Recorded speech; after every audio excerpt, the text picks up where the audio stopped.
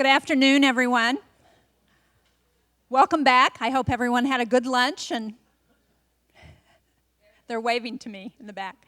And you're ready for further stimulation this afternoon. I'm Jeanne Shaheen. I'm the director here at the Institute of Politics, the current director, because we have several former directors in the audience, and we're delighted to have all of them back.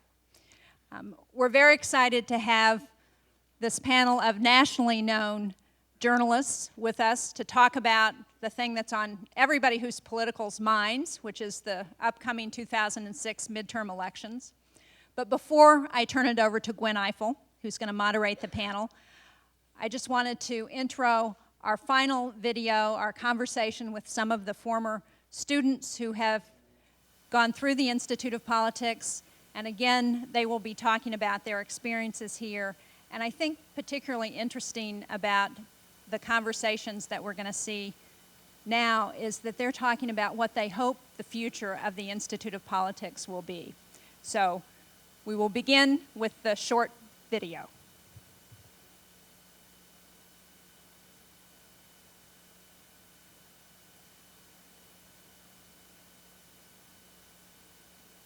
Well, one of the things that I appreciate about the IOP is that it exists to encourage undergraduates into careers in politics and public service. And I think that comes out in a variety of ways, especially as I think in our generation, the idea of public service is changing. And the things that you can do that are public service is no longer just working on the Hill or working on a campaign, but it's really a new definition. I think that I've seen that in my own work. I did corporate communications for a while, but then I joined a governor's campaign, and really at the encouragement of one of the fellows, Juliana Glover-Weiss, really got into the communications business. I think the most important thing for the IOP to pursue in the next 40 years is the bipartisanship and the nonpartisan nature of the Institute. I think that's essential to the success of the Institute and perhaps its most important function. It brings together groups of students on campus that might otherwise never interact with each other. You can have an event where the Harvard Students for Choice are debating the Harvard right to life. And when those groups leave Harvard, they might never interact with each other in a meaningful way like that again. So the IOP needs to continue to be a focal point and a place that can bring different types of people together and continue to engage them in an open dialogue. I think technology is revolutionizing politics, and that those of us, at least of my generation, only are beginning to understand it, and that young people have the power to shape this and teach us how to do it. Television obviously is still the most powerful medium, but the internet is just revolutionizing the way that people communicate and certainly conduct politics, and it's great. It's a completely democratizing force. And I think the young people at the Institute of Politics today and around the country have the ability to use that new technology in all new ways that we can't even begin to imagine. I think actually we're at a moment where young people are getting more and more engaged in politics and public life, and maybe it's because the choices are so big for the country right now. But I see in the campaigns I'm working in more and more young people, more and more energy, and more people wanting to make a difference, not leave political discourse just to the grown-ups and the old people, but really to shape the country. And I think that's great.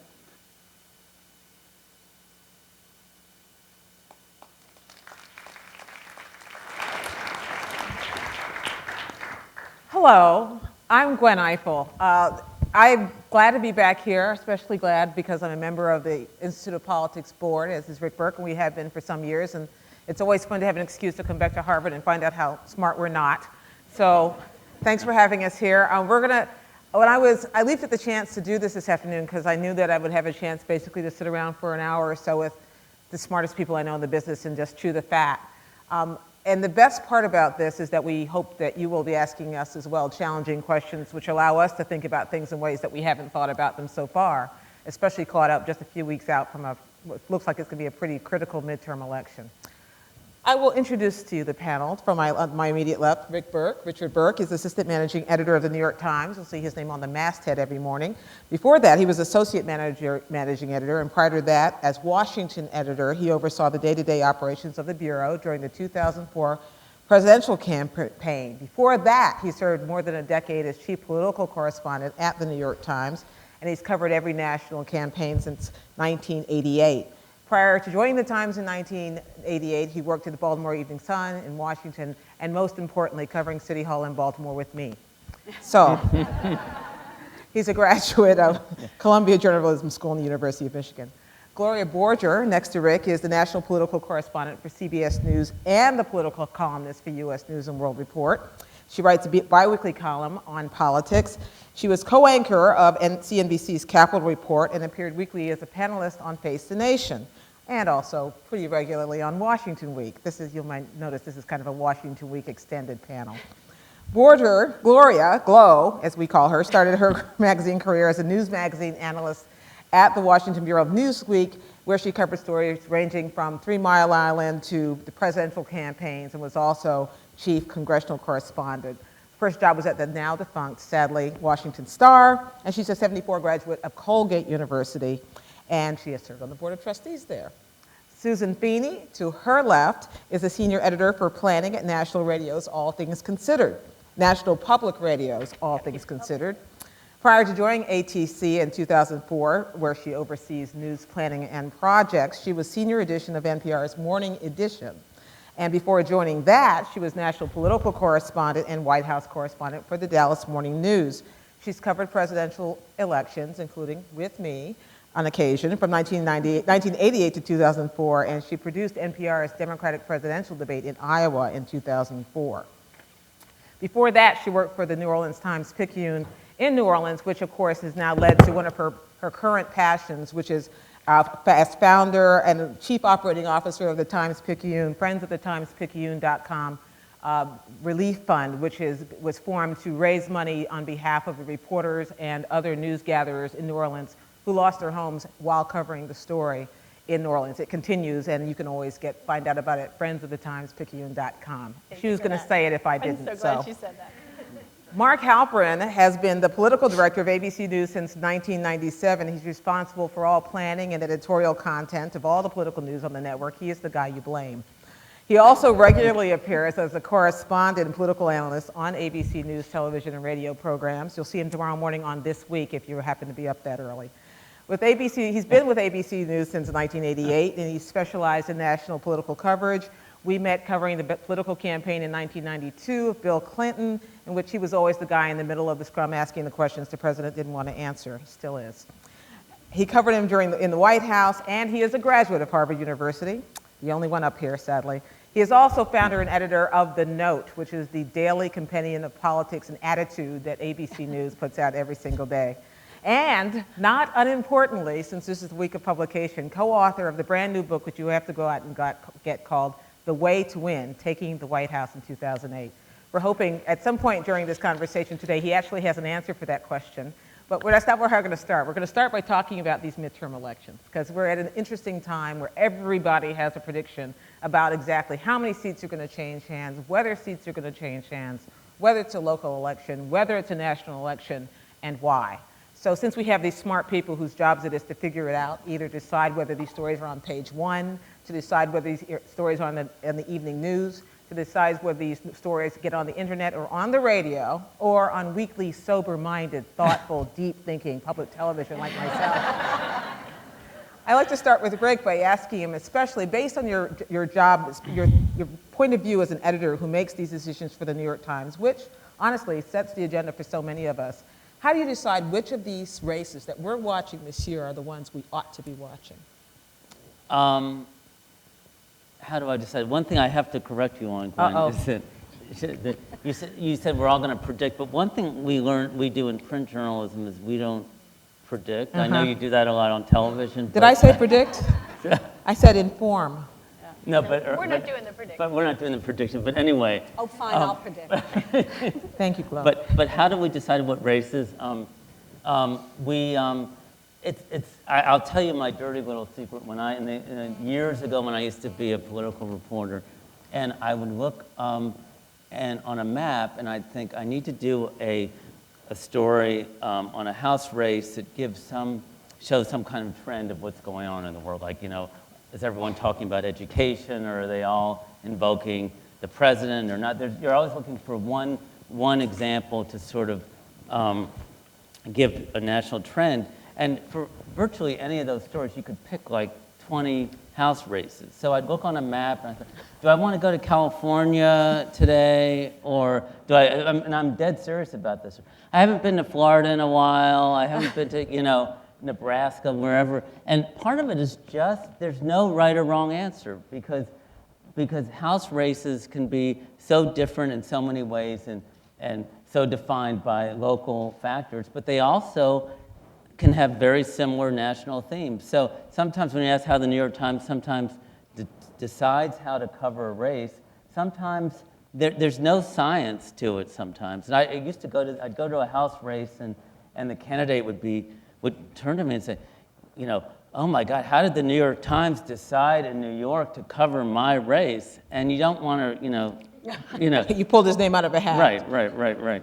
But seriously, but I am serious about that. But I also, we try to make every story as meaningful as possible and try to sort of illustrate what's going on in the whole scheme of the elections. And sometimes, and we do stories on issues, we do stories on trends, we do stories on just the personalities and the individual race. Do you want me, you had said that you were going to ask us about individual races. Do you want me to? Why don't you let me run the panel Okay. and I'll get back to you. I'm going to ask Gloria something for a second. All right. Because you mentioned something about themes, and I'm really curious about whether it's possible actually to settle on, we've had some trouble doing this at the NewsHour, to settle on themes for a race like this where there are all these different races in different places playing out for different reasons. It is, and I think the bar is very high, in particular in television, because I think what you have to do is understand that TV costs a lot of money. When you go cover races, you have to be able to sort of get your bang for the buck, because it's not just Gloria Borger traveling somewhere. It's Gloria Borger meeting a camera crew with a producer, and it takes a village to put on a television piece. And so what we've been trying to do is ask two questions. What are the themes? What are the issues that are important in this campaign? And find races that are emblematic of those themes, whether it's immigration, whether it's the war, or and also asking another question, which I think is really important in this day and age, because people are so turned off of politics. You've got a bunch of political junkies up here and probably out in this audience, but people are so turned off of politics. I think the next question we have to ask is, why should the viewer care about this particular race? If I go to Missouri, why should the viewer in Connecticut or the viewer in Los Angeles, who's hopefully watching the evening news, care about this race in Missouri? And what we said in that particular race was, you should care because it's sort of emblematic of all the issues that are going on in this country, and there's a particular issue of, say, stem cell research that you all may care about that may affect this race in the state of Missouri. So we really do have to kind of get a lot of bang for our buck. So you have to pick and choose. I guess I would add one more thing. I agree. But we are also at NPR trying to make sure that you hear the whole country.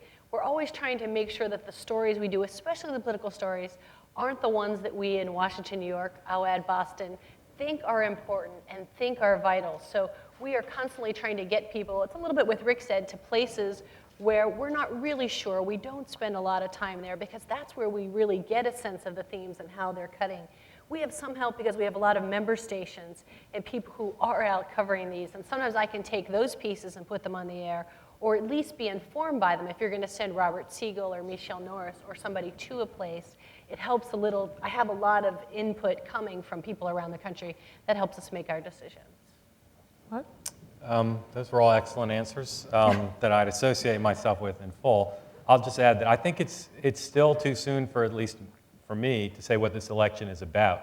And we've had a lot of trouble, more than I remember in any election of my career, trying to figure out what this is about. The Republicans are working very hard to convince all of us that this is not about any national issues or national themes. They've never heard of the war in Iraq or President Bush. And they're not interested in that being what this election is about. They're interested in the election being about local issues. Or terrorism. Or terrorism, by the way. It is about national issues if it's about terrorism. Just And the making sure. Democrats are interested in nationalizing the election more. I'm less interested in what Tom Reynolds and Rahm Emanuel think the election's about than what the voters think the election's about. And in doing everything you can do, either by traveling or reading or talking to people on the phone, I still haven't figured it out. And that has caused a bit of paralysis in our decision making, because you can't pick emblematic races of what the electorate is interested in or what the election will be about until you know what it's about. And I think even though we're pretty close, still not clear to me. And obviously, until you know what it's about, you can't really, not predict, you can't even really pick those emblematic races or get a sense of which direction things are headed. That is exactly the problem we've been having. We have this idea we were going to look at the grand schemes and the grand themes, and while we were searching for the grand themes, the stories were playing out right underneath us, and things were changing. And it's very hard in television, at least because of what Gloria was describing, to be nimble enough to switch directions when you can. You can't necessarily hop on a plane. But given that, Rick is right. I did ask you all to think a little bit about what the 3 races are that you're thinking about, that if you had to look, I hate the word bellwether because it's overused, but if you had to kind of think in terms of a bellwether, what would you pull out your cheat sheet? Don't start with me. You've got a cheat sheet, so I'm starting with you. No, start with Mark. No, don't start with me. I just answered. He's gonna do all of them. My Okay. throat is a little parched. Susan? Okay, I'll go first. That's good, because I think we're going to pick some of the same ones, so that's good. We also often look at election as it plays out on election night. So we're looking at races. Sometimes those are East Coast races because you're trying to see that as a signal of perhaps how the country's going to go. So first I would say the New Jersey Senate race is something that everyone looks at, that the Democrats would have to win there. I'll just give you sort of the shorthand version. I assume a lot of people know what that's about, and that is Senator Menendez was appointed to fill the seat when Corzine became governor, and he's running against a household name in, in New Jersey, Tom Kean Jr. And that's a really interesting race because you have a bit of scandal seeping in, you have a legacy, you have a lot of money, complicated media markets with New York and Philadelphia. And so that's an interesting place, and most people believe Democrats have to have it to have any chance of winning the Senate. And I'll pick one in Pennsylvania too, because I think there are 3 House races around Philadelphia, which are very interesting and could go either way. And the one that's most interesting to me is the Kurt Weldon seat, in part because there's no scandal going on. Most people think he's been a pretty good congressman. There's no real problem there. But that's a good test of an anti-incumbent sentiment. Is if we just had enough, is it time for a change? Should we just move on? And the economy is a factor there, and I think that's interesting as well. And I love following the New Mexico House race, 2 women, which you gotta like. And this is the race between Heather Wilson, who is very close to the White House, the Bush administration, very involved in intelligence issues. And an Iraq war veteran? Yes. Naval or Not war, one of the but military academies and all that. And the opponent, the woman, is the state attorney general, and they're both awesome, really good candidates. And she's just what you think she'd be saying. This is a wreck. She's connected. She's Bush squared.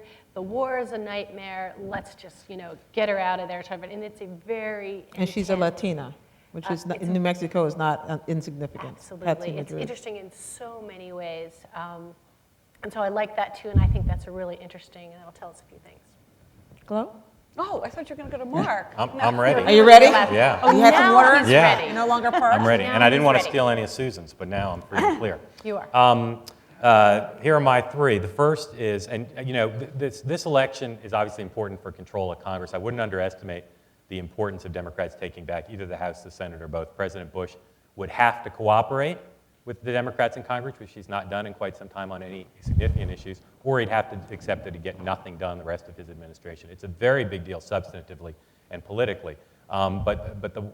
So one of the ones I'm choosing, cheating a little bit, is clustering the 3 Indiana House races. They're 3 very competitive races. Indiana, obviously a very Republican state, but the Republican governor, Mitch Daniels, who worked in the Bush administration, has made some mistakes. How he decided to try to let the toll roads be operated by foreign-owned companies in this current climate. It's a little strange to me. But those 3 races, Indiana has an early poll closing time.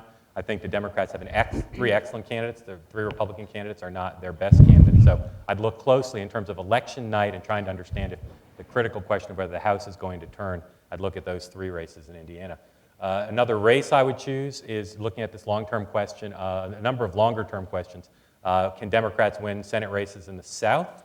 I'm sure Senator Pryor thinks the answer is yes. There are a lot of people who aren't so sure. Harold Ford Jr., by all accounts, both parties, one of the best candidates running this cycle. Very smart, very good fundraiser, running a very aggressive campaign. I don't predict much, but I think he's got an excellent chance of winning. And if they win that seat, it may well be the 6th seat the Democrats would need to take back the Senate. And again, if Democrats can win a Senate seat in the House with an African-American candidate, I think that opens up a world of possibilities. I think one of the underreported stories is why Democrats can't elevate the percent of the vote that comes from African-Americans in some of these southern states. If they could raise it 5 or 6% in some states, they would be very strong, combined with liberal white vote and some suburban vote. So I'd look at that. And then finally, the Ohio governor's race. Democrats right now heavily favored, I think, to win that race. Hasn't been a Democratic governor in Ohio in many years, and obviously Ohio is an incredibly important state in 2008. It doesn't mean Democrats would win Ohio, but it would give them an advantage, and it would, the candidate who's running is pretty liberal, and I think he would change things in a liberal direction. There's a minimum wage provision on the ballot in Ohio. There's a gaming provision on the ballot in Ohio. Both those will drive Democratic vote, and I think could lead to a real sea change in a state that has been dominated by Republicans who've had all sorts of problems with scandals and the economy. By the way, because you're listening to journalists here, you'll notice that we quantify some of these races in terms of early poll closing times. And that's because on election night, we're thinking very carefully of what signs we can use for trends to begin to write our early headlines and report our early stories. And so it's not so much that we have an East Coast bias as much as we have a bias for being able to get as many indications as we can of where the country is going as early as possible. Which one of you two want to go next? Oh, goodness. Okay. I agree with all, see, and you know why we're having a hard time finding themes this year, because they're both right, and these are all the most important races, the most top three races. You know, one thing I'd just like to say is, first of all, and I've covered politics for longer than I want to admit, I've never seen anything as fluid as it is this late. I mean, particularly with the Senate. This is changing every single day, and normally you know, in midterm elections in particular, you really do have a sense of certain races. And we have seen so many things turned upside down. For example, near and dear to where we live in Washington, D.C., of course, who can forget George Allen and Macaca, and how that has led to all kinds of stories. And there's going to be a poll coming out next week that has George Allen and Webb tied at I think it's 45-45. 43, whichever. Okay, they're tied, which is something that nobody would have anticipated. And so these things are incredibly fluid right now. And if I had to kind of look at things, I would say that there's a real intensity among Democratic voters. The Democrats you talk to say, we feel it. You know, we can really feel the intensity of our voters. You saw that, of course, in the Lieberman-Lamont primary. And the real question is whether Republican technology in turnout can match Democratic intensity. And I think that's key. And Republicans believe in certain states that they can make a 1 or a 2 point difference with their voter turnout operations, and they'll get their voters to the polls, and that'll mean that this race won't be about any of the themes we've been talking about, but in fact, it will be about the technology of getting your voters to the poll, and particularly in midterm elections, where you don't have a large turnout generally, that can make an awful lot of difference. So that's a long way of introducing my races. I would say Ohio. I would say the Senate race there is getting very interesting right now. Mike DeWine is somebody I thought was sort of going to win pretty easily. Now it looks like it's getting tighter and tighter. I want to say Missouri is a race I'm going to be looking at, because it's always a bellwether state, and a Senate seat, and it tends to trend Republican late. And I think it may this time. Jim Talent is a pretty well-liked senator in the state, running against Claire McCaskill, who's a Democrat who actually ran for governor and lost last time. So she's known in the state as a loser, but she's a very good candidate. The president won there last time, but his popularity now sits somewhere around 37-39% in the state.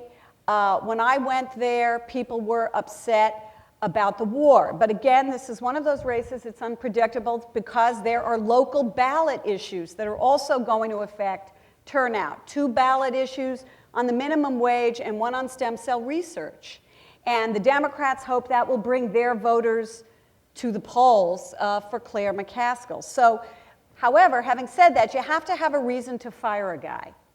And I'm not so sure that the voters in the state of Missouri have a reason to fire Jim Talent. So that's going to be a race I'm going to watch. And the other race, there are a couple, just Rhode Island. The conventional wisdom was that if Link Chafee won his primary, which he did with the backing of the White House, and then proceeded on election night to tell us that he didn't want to have Bush go campaign for him, so that was a nice thank you. If he won his primary, he would certainly beat the Democratic candidate, White House. And now the polls are pretty much neck and neck. And so the question is whether the Chafee name is going to be able to save Chafee. And of course, if there's 50-50 in the Senate, Dan Glickman and I were talking about this at lunch, that, you know, perhaps the Democrats would try and convince Senator Chafee to, in fact, become a Democrat once and for all. That would be sort of interesting. It won't be the first time they've tried. Right, and that would be a good story, so I'm all for that. And and then I would agree that the Menendez, who was it who said Menendez? Did you? Yeah, I think that's I think that's a very interesting race to watch as well. Well, you've taken all my material, so I give up. But anyway, one thing I wanted to, actually Heather Wilson was one of mine as well. Great. But one thing I want to add about her is I covered her first race in '98 in New Mexico when that was an open seat. And it's interesting how recruitment can really affect things and circumstances can affect things, because when she was in that first race, something unusual happened to me. I had a candidate for the first time, a House candidate, did not want to talk to a reporter for an interview. And usually they're like dying for the attention. But this candidate, he was very wealthy but had no political experience. He was really scared to talk. And he was one of those candidates where in the debate, he was asked about the Endangered Species Act, and he didn't really have an answer. And he said, well, I like to camp. And that was the closest thing he could say about his environmental position. And I hate to make fun because he lost, but anyway. But the That's worst, exactly when you do make fun. But when they the lose. worst they could say about him was worst thing he could say about Heather Wilson was to put her in a TV ad next to Newt Gingrich. You remember him? And now she's really under great attack for her position on the war, and she's being linked to Bush.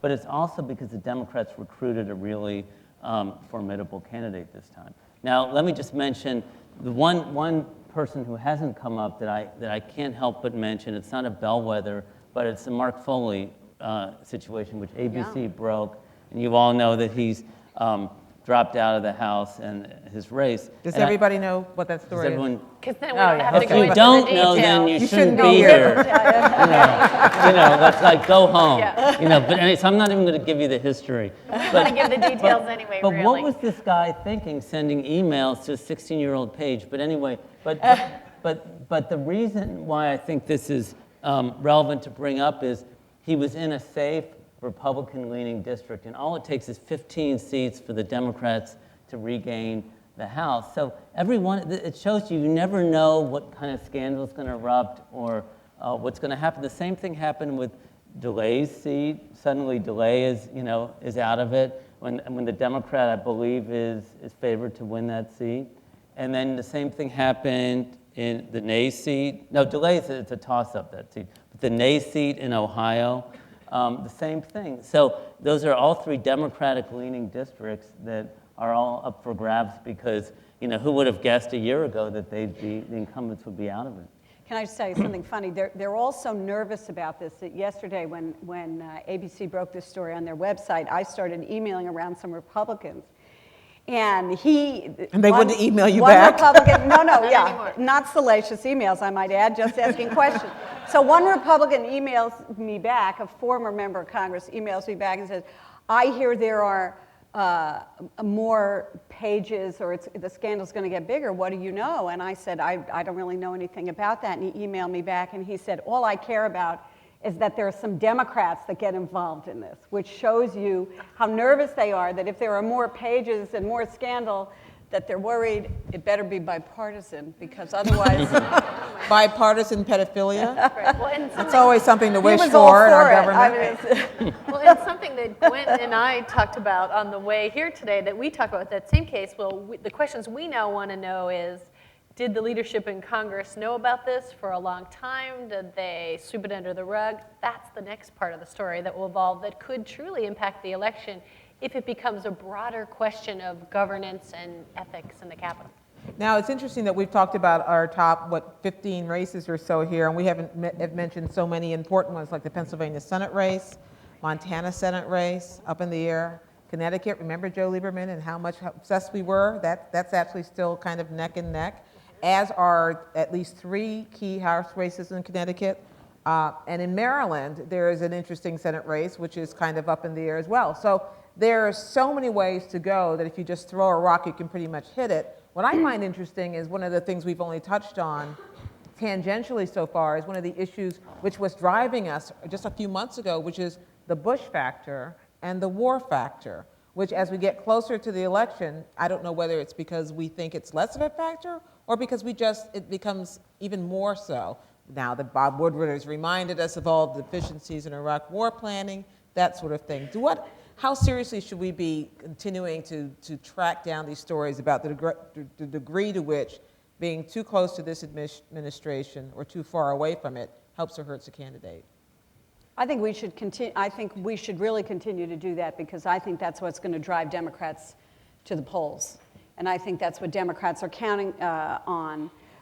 When Mark was talking about the Democrats trying to nationalize this election into the war in Iraq as opposed to the war on terror, because they poll very well in the war in Iraq. The president polls badly, but he does do better than the Democrats in being able to manage the war on terror. So, this is a distinction that the administration is trying to make. The Democrats are, the president is saying Iraq is part of the war on terror, and I do well in the war on terror.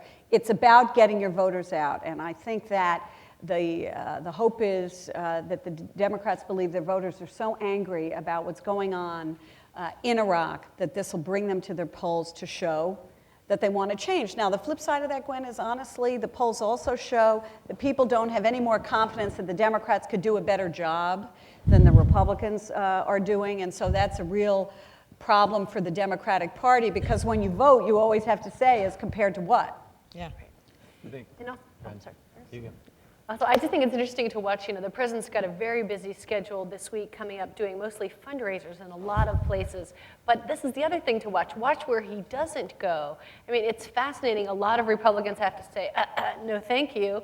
And a senior strategist told us the other day that, in fact, the person that they really want to come is Laura Bush, not the big guy. Send his wife, don't send him because of the liability. So that's pretty interesting, too. And one thing related to this, we're seeing that there's been a lot of debate and discussion in the White House and the Republican Party about how much to send Bush to actual events beyond fundraisers. And the latest our reporters are hearing is sort of the calculation is it will do more good than harm. It's not ideal, but it'll do more good to send him out, especially to really conservative Depends where. districts, Yes, to get the base out. So he's going to be doing a lot of events. He has a as packed well. schedule, but every lawmaker, every candidate has to make that decision. In your district, how does it play? And that's pretty interesting calculations. I want to say something about this issue of the war and whether it will be the big issue in the race. And I'm not making a prediction. And if on Election Day, the national exit poll, always reliable, shows that that was meant to be funny and try to relieve tension if it doesn't work.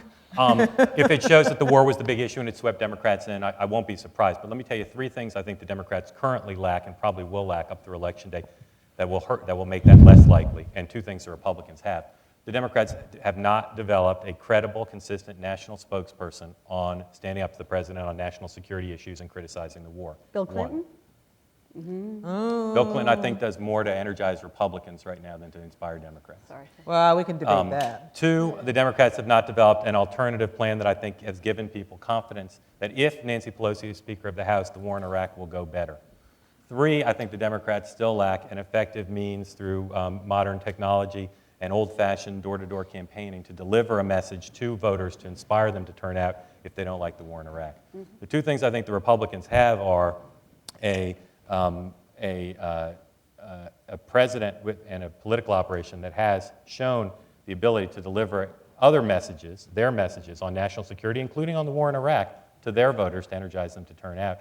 And the other thing they have is a president who has effectively made national security a winning issue in the last 2 elections, including in 2002 and 2004, including in 2004 when the war wasn't going all that great at that point. So some Democrats think they've reached a tipping point on some of those 5. I don't think they have on any of the 5, and I think you see, except in Connecticut, which I think distorts the impressions of some people in the Eastern liberal media, except in Connecticut, I don't think you see a lot of evidence that Democrats are all gung-ho to go to the polls to get rid of George Bush's Iraq policy.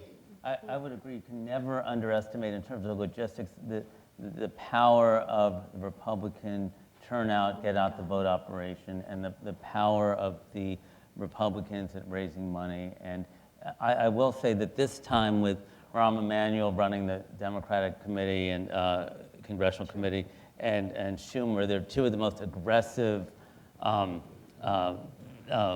fundraisers in Democratic politics. So I think they will probably make a difference, but you also have a party chairman, Howard Dean, whose whole philosophy is not to put money in necessarily the most competitive races, but to put money in this 50-state strategy where he's spending money in places like Alaska where the Democrats don't have much of a chance, because he's looking more for a broad scheme for the future and not necessarily for this November. Can I just try to put you, my friend Rick Burke, on the spot by saying you follow this very closely. Tell me what Rahm Emanuel or Senator Schumer, what they tell the public their Democrats' position on the war is and how things would be different in the war in Iraq if Democrats won. Right. I share your concern about that, or your point about that. It'd be more like hypercriticism than concern. Well, but this is why I raised Bill Clinton. But can I just say that Well, but what's his position on Iraq? Let me turn it on you. I'll tell you in a Is there, I know this is a theme that you return to frequently, Mark, on the note, but I wonder if you think that Americans are demanding someone to say, I have a plan, or they're just saying, throw the bums out, I don't like what they're doing. In the face of messages that will be coming with increasing frequency to base voters in the center that say they will raise your taxes, they will let the terrorists win, they will let homosexuals marry, I think you do need a message that says, if you don't like this war, make Nancy Pelosi speaker and the war will go in a different direction. You think anybody knows who Nancy Pelosi is, who's not in this room? Well, she's a symbol of Democratic control, and Republicans are letting people know who she is in a lot of swing districts. We should probably bring up ads in general, because they're a torrent of negativity, and also most of them don't have even that much to do with substance. They do. They're just there's a lot of personal attacks, and we now know, we just saw recent money reports, how much money the committees are sitting on for just an incredible barrage of ads to come our way, and they're not particularly nice. So what Marcus just said is no message, no spokesman, no turnout operation. That's for the Democrats. Right. Well, there you are. Those are their problems. And it's very hard for a party out of power to have a national spokesman. I wasn't joking about Bill Clinton, honestly, because when Bill Clinton went on Chris Wallace on Fox News the other day, and he said something sort of interesting that kind of crystallized things, which was, but I can tell you, he said, wagging his finger, if I were president, I would have more than 20,000 troops in Afghanistan looking for Osama bin Laden. And Democrats went, wow. We would? We would? That's a great idea. Okay. They hadn't thought about that. We would. Didn't know that. Didn't know that. Well, maybe we can talk about that, you know? So, you know, in one moment, Bill Clinton, I think, gave them something to talk about. But in the meantime, Chuck Schumer, Rahm Emanuel, raising all this money, what are they doing? Fighting with Howard Dean of the DNC about where to put their money. So what about the economy? Isn't that supposed to be the issue that's driving everything? The housing bubble finally popped, went in the tank. We got this bizarre stock market, which you never know how to read whether it's actually going to make a record or not. And then gas prices, I know, are dropping, but your biggest investment is in your house, not in your gas tank. Well, I have to tell you that I think in a lot of races it does cut. It's not something that we talk about. It's not a part of the national strategy. But go, travel, that's what a lot of people are talking about. That's what hits home. They don't really care about Osama bin Laden. They have to have long or Nancy Pelosi. They're driving, or Nancy Pelosi. Or the National Intelligence Estimate. I think we underestimate how much people have that at heart. Yeah, I think we so do. too. I think we're missing that part. and especially in the midterm election. But I want to turn it from midterm elections to one more question for each of you about the 2008 election and what we can look at this year, which will tell us about 2008. Then we'll open it up for questions so you can start thinking of your zingers now. It's hard to say. We're sitting here today in October, or almost October, trying to figure out what is going to happen in a very volatile race in the next 6 weeks. But a lot of the people who we all perfectly well know are running for president are watching this too and are trying to position themselves. What should they be watching for? What are they watching for that we know from our reporting? Maybe I should be the first to say that people were talking about Senator Allen as presidential timber not very long ago, so this part of it is not very reliable, these predictions. It's never good to wake up in the morning and think, how will I deny I'm a racist today? That's never a good way to start your campaign day. So anyway, I guess in a serious way, you should be looking at not the candidates for the midterms, but the people who are out there working the states, the governor's races, to try to build their cred and to help. Like John Edwards is everywhere. To me, it's really interesting in reading all the surrogate schedules. Marcus helps us with that. He does a long schedule of where is John McCain, where are all these people, because they are everywhere. Sewing, getting chits, meeting people, starting to set up their own apparatus. So to me, that's a good thing to watch. Like, say, the governor of Massachusetts? Just since we're here. Just as we're here, we could talk about that too. But look at their schedules; they're fascinating. Mark? I didn't understand the question. What should people be looking? If you were running for president today? You were thinking about running for president. You're traveling the world, the country, doing the things Susan's talking about, and you're trying to glean some understanding from where things stand in 2006 and these midterm elections for how you should be positioning yourself for 2008. Regardless of party, I would look at two things. I would look at what is wrong with my party. What is it about my party that needs to be confronted within the party and publicly, as George Bush did with education and immigration when he was a first-time presidential candidate, as Bill Clinton did with welfare and crime when he was a first-time presidential candidate. And the other thing I'd be looking for is to say, of the big problems that George Bush will leave behind, certainly the war in Iraq, certainly, almost certainly entitlements, almost certainly health care. Of those big problems, do I have big, credible ideas that I really believe in, not developed by my pollster, but that I really believe in, that I want to try to convince the country of the right way to go? Rick? I have nothing to add to that. Well, What they said. well, if I were thinking of running, I guess the first thing I'd look at is who's going to control the Congress, because in a sort of bizarre way, and Democrats would never say this publicly, but if Democrats win control of either chamber or both by like 1 or 2 seats, it's going to be hell for them, because the public will actually expect that they get something done and start changing the world. And in fact, it will be very difficult for them to get something done. And Democrats obviously want to win control of a chamber or two, but it isn't just suddenly going to make their lives easy. In fact, it's going to make their lives difficult, because Republicans will then be able to say, hey guys, you're in charge of the House, or you're in charge of the Senate. Now Democrats can say to Republicans, you're in charge of the whole ball of wax, and we haven't done a thing. We haven't reformed immigration. We haven't done Social Security reform. We haven't reformed health care. You're running the show. What's wrong? And so that'd be an interesting thing to look at. Now you've got something to say. I will say one thing, and that is, if you look right now at the field for 08, McCain and Hillary Clinton are clearly the most organized and have, we say this every 4 years, the campaign starts earlier than ever, but this time it really has been amazingly early that these people have lined up fundraisers and organizations and structures. But McCain and Hillary are out there, but what I'm curious about and what's fascinating to look at are all these other candidates that aren't McCain and aren't Hillary, and what they're doing and how organized they are and who they've recruited, because that can be give you a telling sense of who to look for next year, because next year, obviously, to me, next year is so much more important than the year of the primaries, because that's really when a lot of the key, everything is put in place for who will become the nominees, I think. Okay, we've decided to leave plenty of time for questions. So there are 2 microphones on this floor, and there are 2 upstairs. So the first person who races to the mic gets the first question. If you could just tell us who you are. Sure. I guess I won that race. That would be Josh it. Weiner, former SAC member, class of 2003. It's good to see a lot of people back. I wanted to ask a question, actually, that might turn this conversation a little more introspectively. This goes back to something that Mr. Halpern said. We don't really do introspection, but Sorry. you can try. I guess we're going to start. This is No introspection and no calling me Mr. Halpern. Sure. Mark Halpern said a couple years ago at an IOP dinner, you said that this president is probably the best president that you've seen in the way that he handles and manipulates the press. And we've talked a lot during this panel about the way Republicans are trying to get their message out still. And of course, Democrats are doing this too. My question to you is, how do you feel at this point in time, going to this election when message is so important from both parties, how do you feel that you as a group, the media,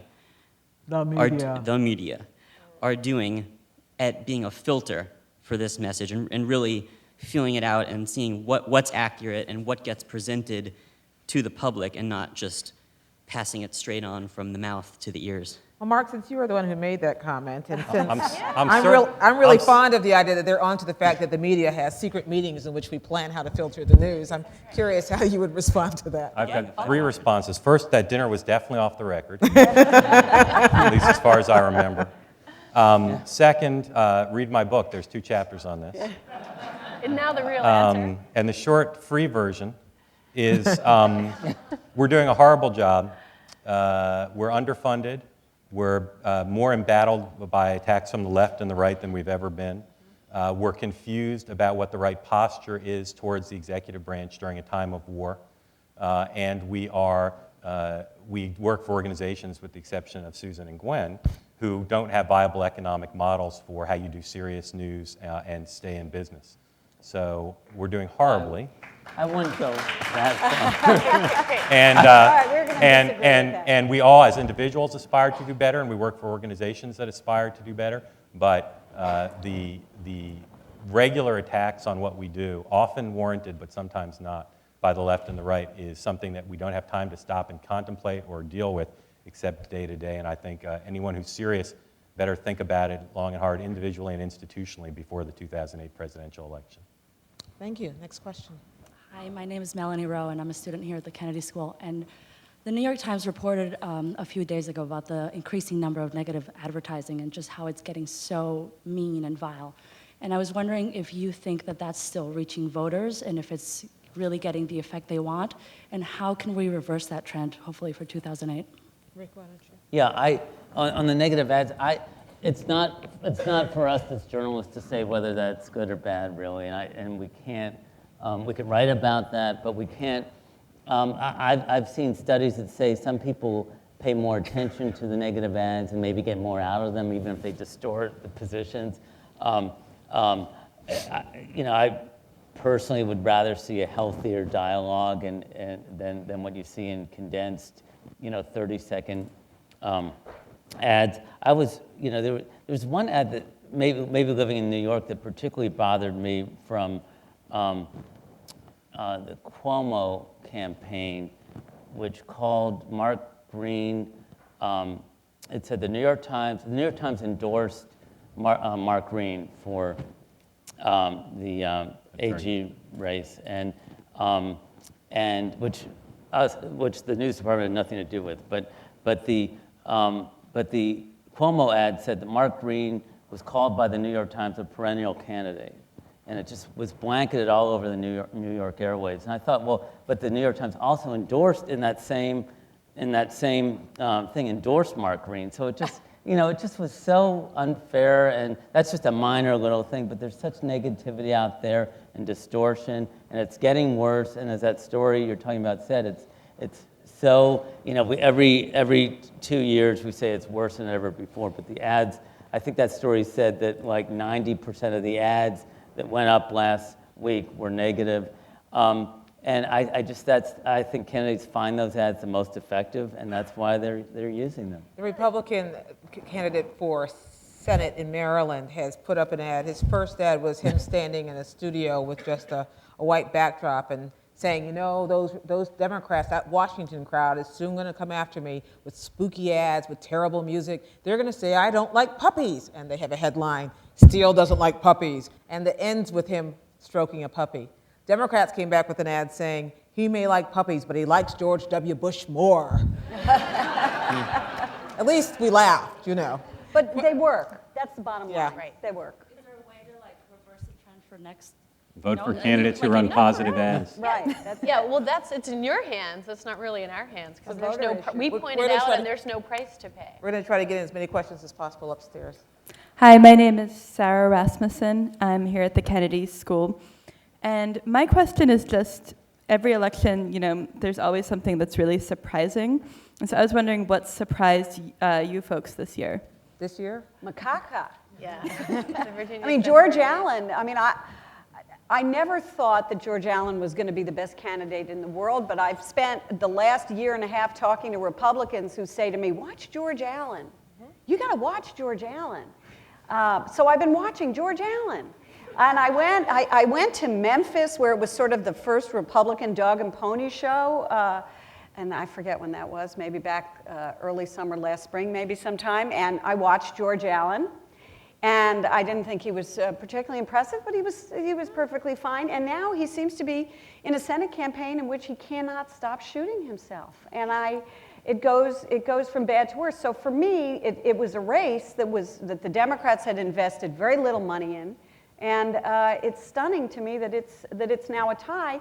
And who knows which way it's going to go. It's always surprising, I just want to piggyback on that, when a candidate can look right into a rolling camera and say that, or when Right. a candidate can use instant messaging with his initials as the code name and think that somehow he's not going to be caught. I never cease to be surprised at stupidity in politics as opposed to venality, which doesn't surprise me so much. Or in New York, the candidate for AG, the Republican candidate, is now accused of trying to think about wiretapping her husband and I hate when that happens. to see if he was having an affair, you know.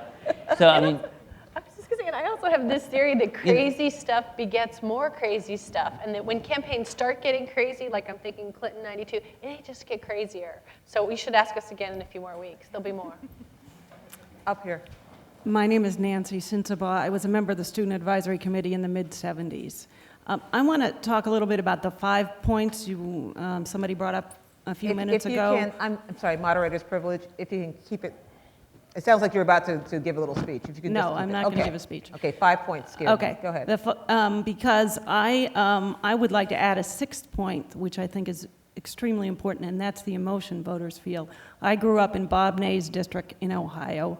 I was there 2 years ago, knocking on doors for John Kerry, my senator, talking to voters in this district in Ohio, and over again I heard, we're going to support President Bush. I go out there now, and people are saying, we are going to go into the voting booth and vote Democratic all the way down the line. So my point is, the Republicans may have a better get out the vote campaign or effort, but if those people are not going to get in the cars to go to the polls, I'm not sure it's going to happen. So the question is, how does emotion play into these 5 points?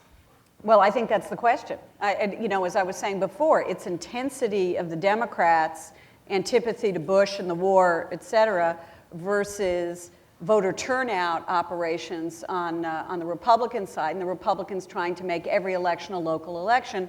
50% of the voters still think their congressman is okay.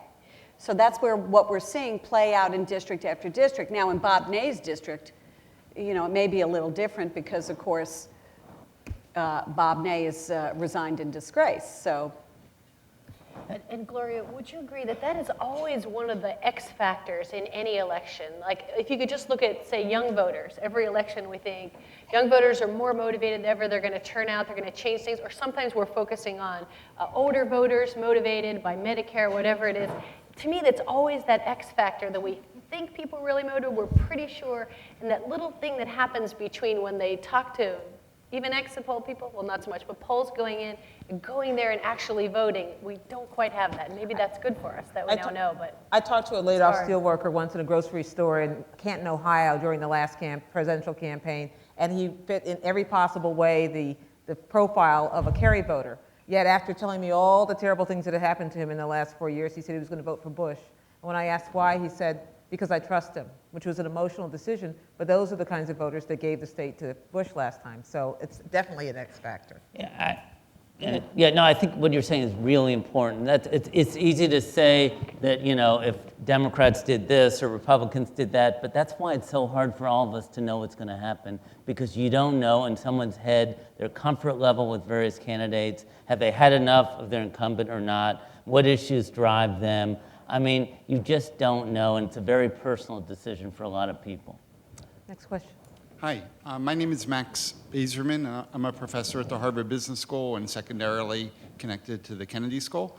My question really follows up the last one. A social psychologist at Carnegie Mellon University, Jennifer Lerner, shows pretty conclusively that when people feel fear, they're reluctant to change. But when they feel anger, there's a strong propensity for change. My two-part question is, does that resonate to you in terms of thinking about voters? And what do you think voters are feeling? Is it fear about terrorism, or is it anger over how we've handled things so far? Actually, I think it's a combination of fear and anger. I think they're afraid of terrorism, and some are angry about the war. I would argue that sometimes I think that votes are more personal. I don't know how you quantify this. This is just glorious theory. That votes are more personal in a presidential year than in a midterm in a way. A vote for president is the most important and a very personal vote because it's a vote of somebody who could send your child to war or take your country to war. And I think it gets harder and harder to nationalize these elections than it used to be because districts are so gerrymandered into perpetuity. And I think that anger does get people out to vote. Fear does get people out to vote, and it will this time. And again, I have to emphasize this because I think it's so important in midterms. So does just knocking on doors and technology and targeting your voters and finding out. And it's such a fine-tuned art now. I mean, they're using corporate affinity kind of polling data that corporations use to find people who go to their consumers, like Target will find their own.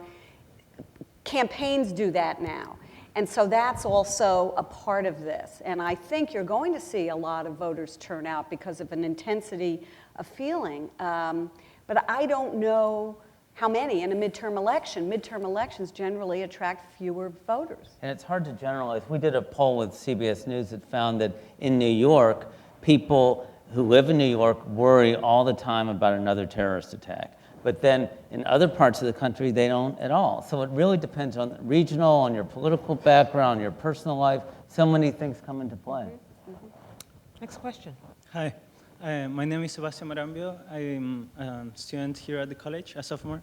And well, I have this question because I'm actually not from America. I come from Chile. I've been living here only for a year. But I've seen for the last couple of elections how the development of the elections go like through CNN or like the mainstream media that gets to Chile. And it's always been surprising or intriguing the way that the map of America seems to get colored by either red or blue, and these colors seem to be stagnant over time. There's not much change on the colors that the states have. So I was wondering, what do you think about the role of the correlation between the level of education and the way states vote, and what's actually the role of the media on homogenizing opinions on such a free nation, especially? Like, it's very interesting how in such a free nation where you would see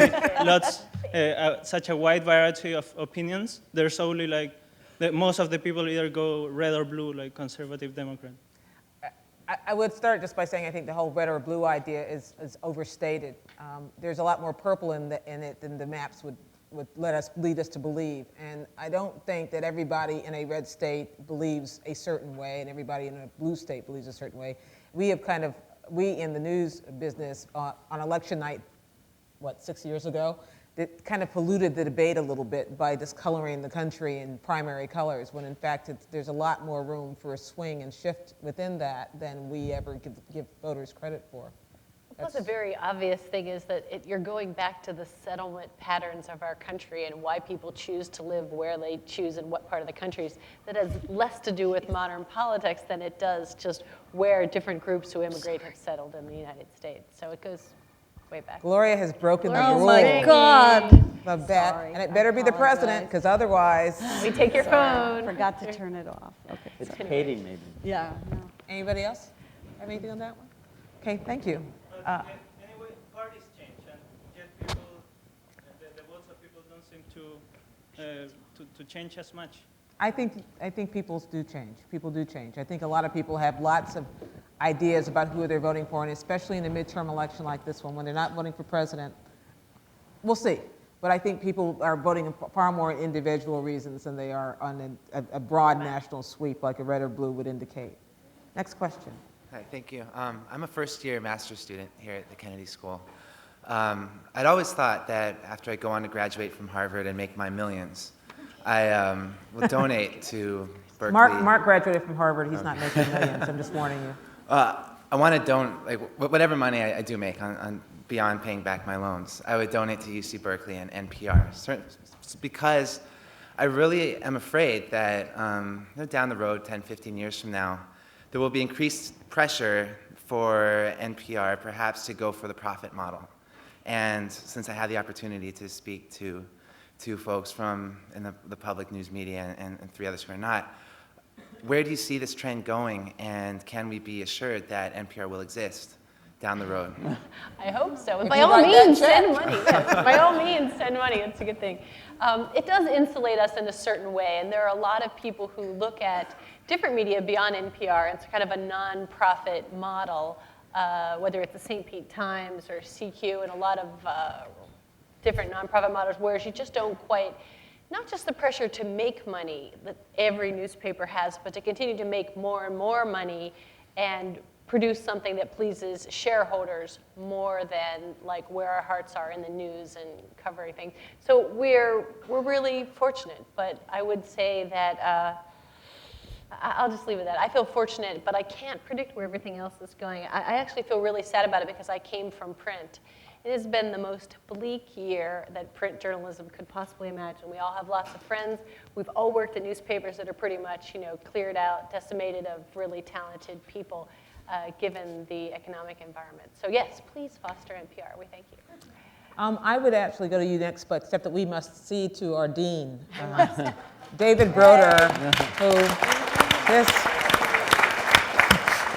this being a media panel, you have to understand we stand in awe.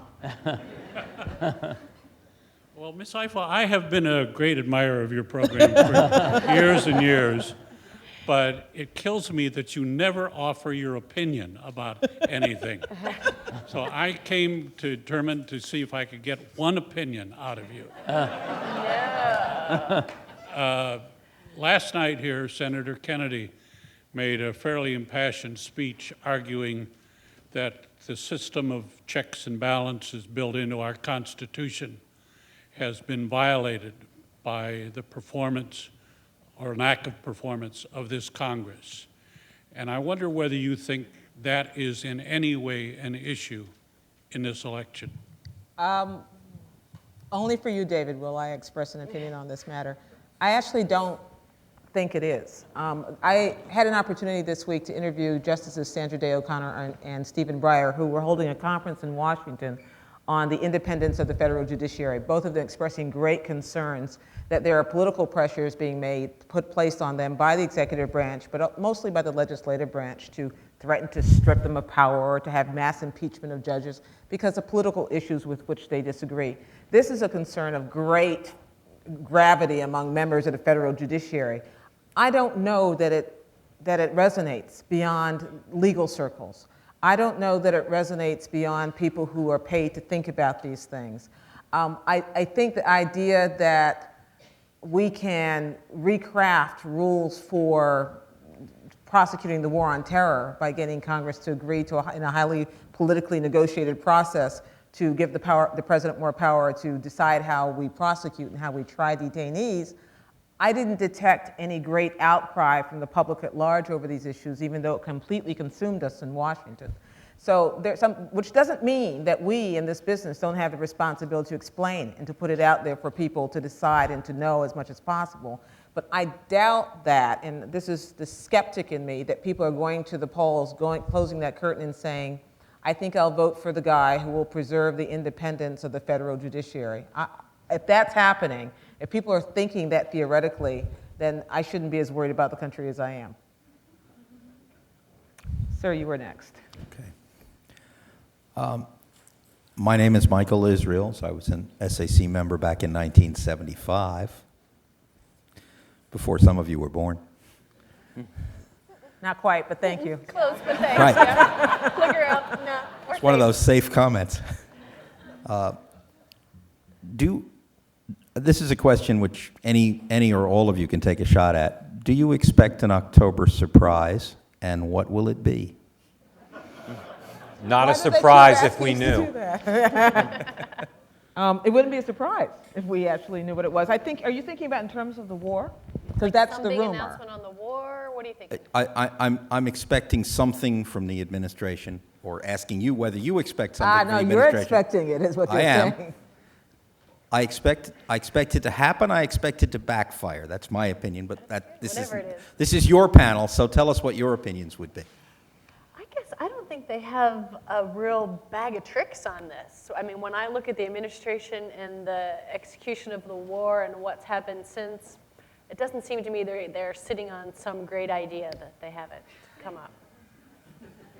That's my view. I don't think so. Okay. Someone else?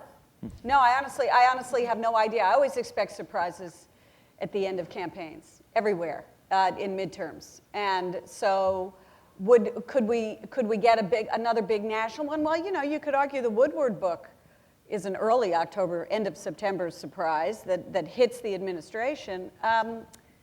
But I always expect it. I always expect it. That's why I hate to predict. One of the things we're always skeptical about is that whenever some things happen that are surprises, that they are orchestrated surprises.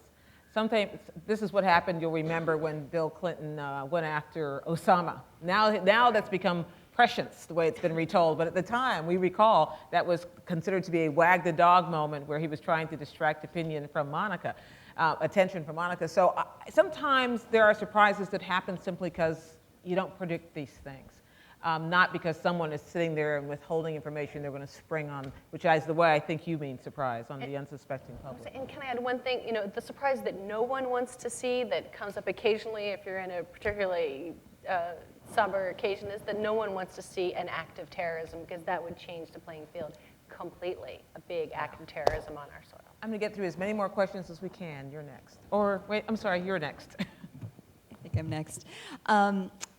Referenda seem to, I'm a mid-career student here at the Kennedy School, and I am thrilled that these kind of things are happening here all the time. It's really exciting to be here as a mid-career person. Referenda seem to play a fairly significant role in turnout in 2004. And you guys mentioned a couple of referenda that we might want to keep our eyes on, and I was curious if there were more out there, just as those, so we can watch them. There's some more gay marriage referenda. There's a very big energy referendum in California. You guys mentioned minimum wage, which is important, stem cell in a few places, I think, a whole batch of them. Now we're trying to pay close attention because we all missed the gay marriage one last time and the big impact it had. So we're trying to pay a little closer attention now. You didn't miss it, Mark? Well, I'm too polite to say speak for yourself. Well, not enough people covered it in the lead up. I guess I'll read the note more. Yeah. Next question. Thank you. My name is Deborah Frieden, and I'm a Loeb Fellow here at Harvard. And I'm curious how much the position of America in the world is of concern to the voters. I think all of us here are in a rarefied place are really worried about it. And I was surprised by that Newsweek story where they manipulated the cover. What are the voters in the middle of the country thinking about this? Are they concerned? In 2004, one of John Kerry's best applause lines, I'm too polite here to say one of his only applause lines, was, "We need to go out and be about making friends in this world." The crowds to whom he spoke loved that. One of George Bush's best applause lines was, "We're not going to let the United Nations tell us what to do." Those are pretty opposite points of view. They're amongst, I find, in foreign policy, amongst the most emotional points of view in America for as long as Pat Buchanan was a presidential candidate to this day. I think those are the points of view that currently define the majority view of the Washington politicians of the party, and I think the bases of the party.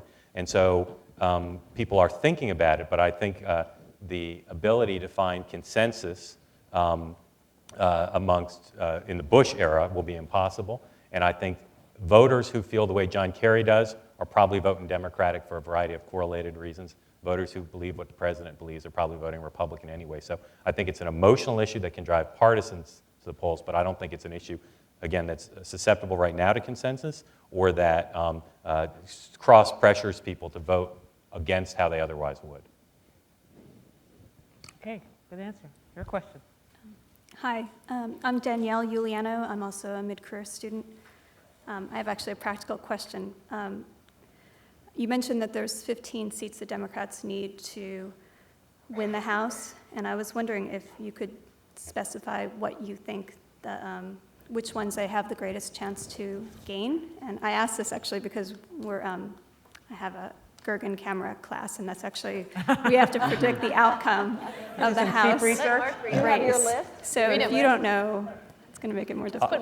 Start with 3 in Connecticut, Yeah. which are really up for grabs. I'll tell you this. Are we doing your homework? Is that the deal? Yeah. Okay. Pretty much. I could You're going to get an A. I could Three in take Connecticut. credit for this, but I stealing this from Paul Begala, who said it yesterday. Democrats, this is a decent position to take now, will either win 4 or fewer net seats or over 20.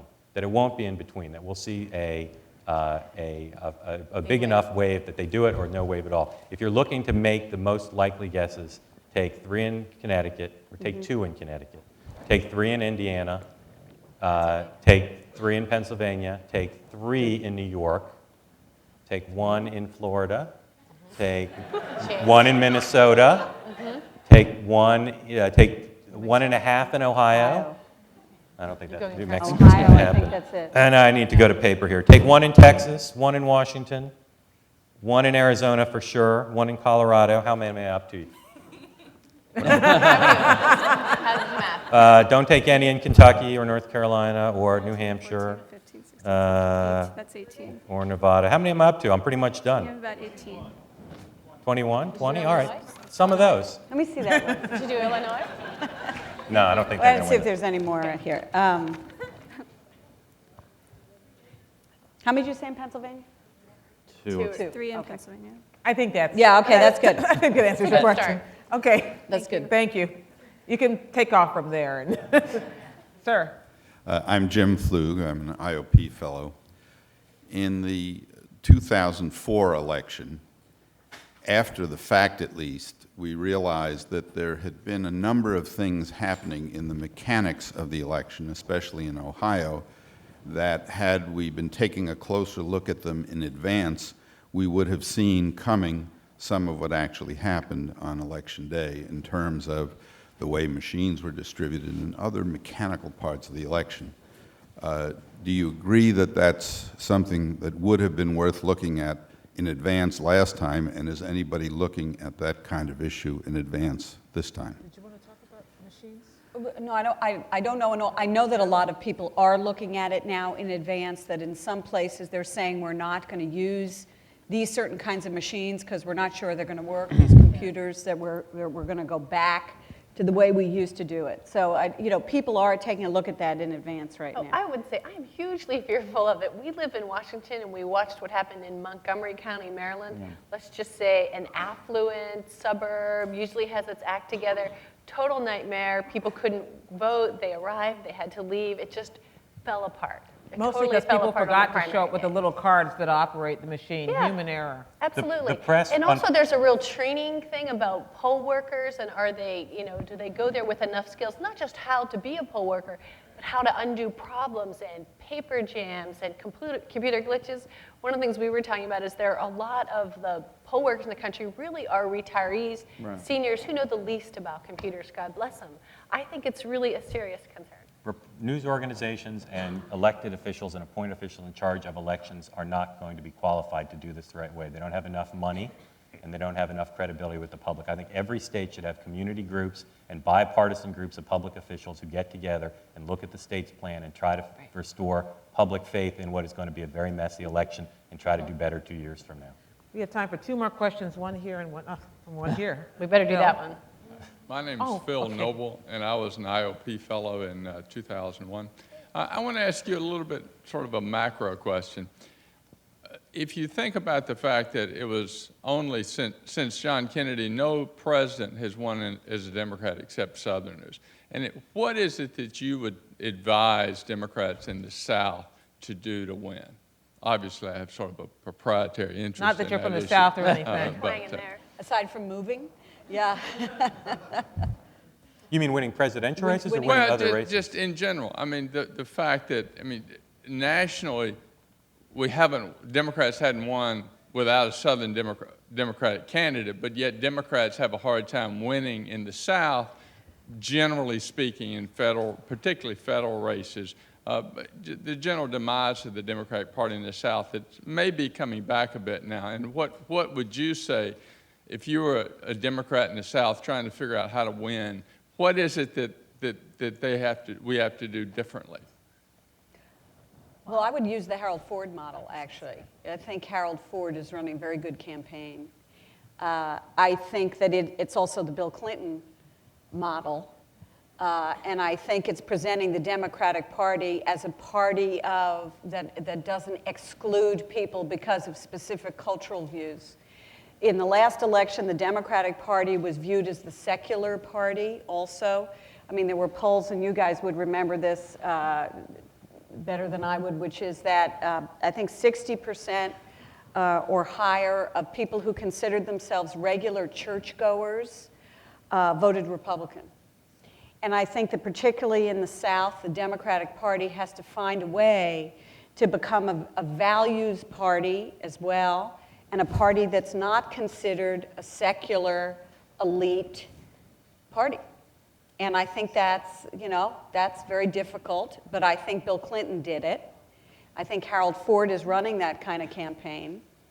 But I think it's essentially going back to Democratic roots, because that's what the party was when Democrats were winning in the South.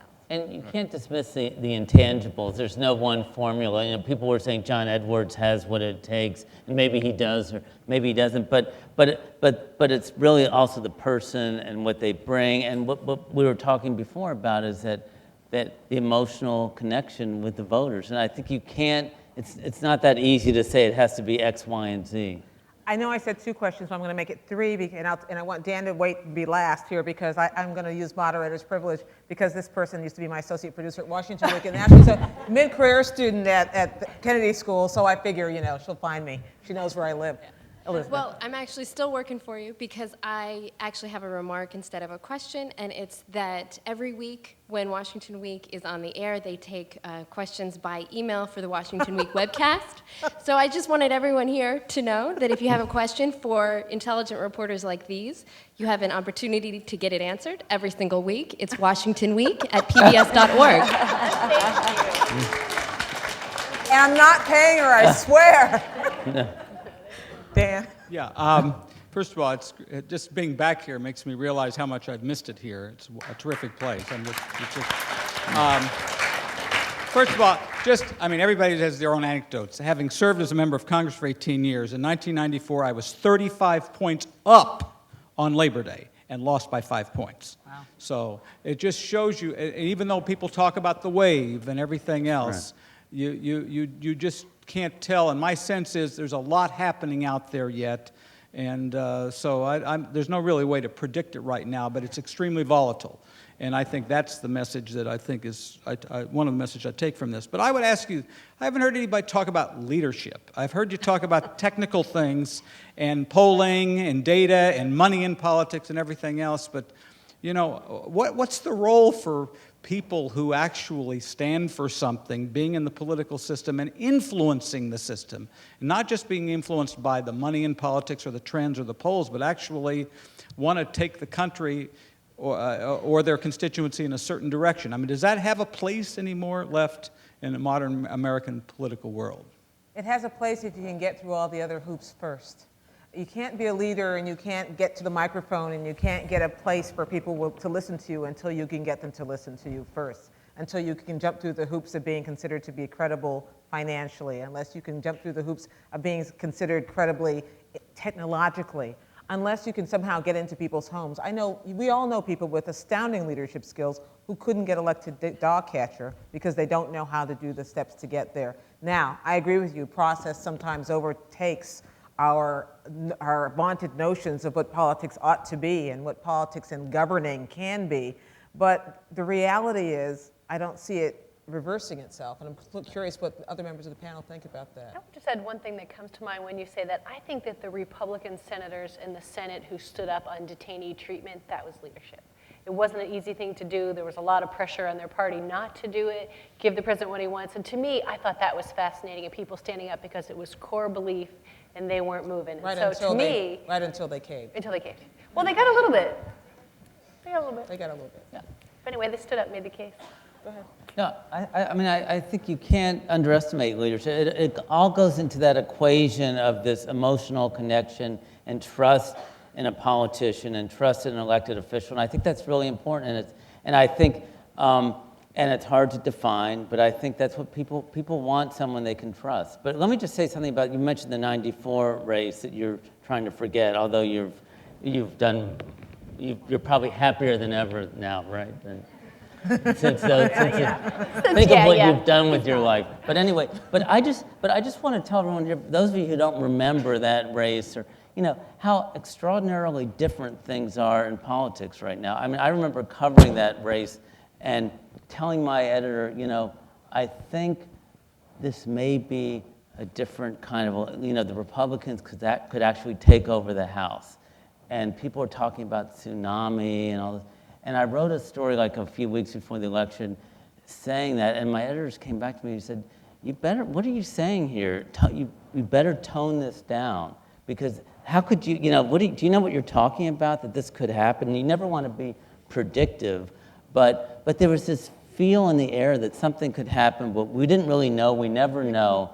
But now we've been talking all this campaign about, a change in the House or maybe a change in the Senate. But that talk, you never, back in '94, that was such a new, for the first time in 40 years that happened. Until that election, you never would talk for years and decades about changing control. And that's why it was such a shock to everyone back in those days. And it's just, and now it's so much more volatile than it ever has been. Well, I would also argue, if you want to go back to '94 and talk about leadership, the interesting, because I also covered that, and what was interesting to me then, the difference, a couple of differences then. You had a leader in Newt Gingrich, honestly. You had somebody who had been working for years from the backbenches of the Congress, who was a bomb thrower, who decided over the long term that he was going to change control of the House of Representatives. And he went about it by establishing a platform, the Contract with America, whatever it was, and he gave everybody something to run on, and they ran on it, and some of it was nasty about the Democrats, and some of it was proactive about what kinds of policies they wanted, et cetera, et cetera. But it was handy, they could pull it out of their pockets, and whether you believed it or not, it was an organizing principle for a congressional victory.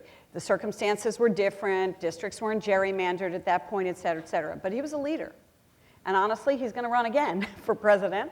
But he was a leader who made a difference for the Republican Party. I don't see that right now on the Democratic side in terms of their own victories now. I don't see that kind of leadership coming from Nancy Pelosi's been spoken about, or Harry Reid, or whatever. I don't see, well, Hillary Clinton, you're saying? Well, she's got her own race to worry about, sort of. I think that you don't see that now. You may see it in the 2008 campaign. Hopefully you will on both sides, but you don't see it.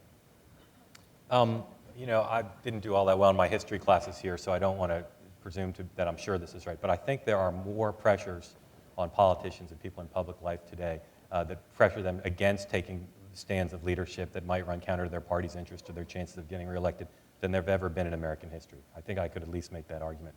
The reasons mostly have to do with pressures about fundraising, pressures about party loyalty in Congress, pressures about the media. So I think it's less common now than it's ever been. I think the dangers of exercising leadership are greater than they've ever been. And I think to be more optimistic, I think the country wants it just as much as before, but it takes a lot of leadership and a lot of strength and a lot of willingness to lose your job in order to take tough stands. The current governor of New Hampshire, building largely on the success of his predecessor, is very popular, and he's taken some positions of leadership, but even he is very cautious on some issues in trying to fix problems in the state. It's a Republican state, and so even Senator McCain, often given credit for being a great leader, for a long time wouldn't take a position on whether South Carolina should fly the Confederate flag above the Capitol. So this pressure's on everybody, and I think it takes the public rewarding people who take strong positions for people to have the courage to do it. But it's harder, I think, than it's ever been. On that note, I hope you will join me in thanking our great panel, Mark Halperin, Susan Feeney, Gloria Borger, and Richard Burke. Thank you.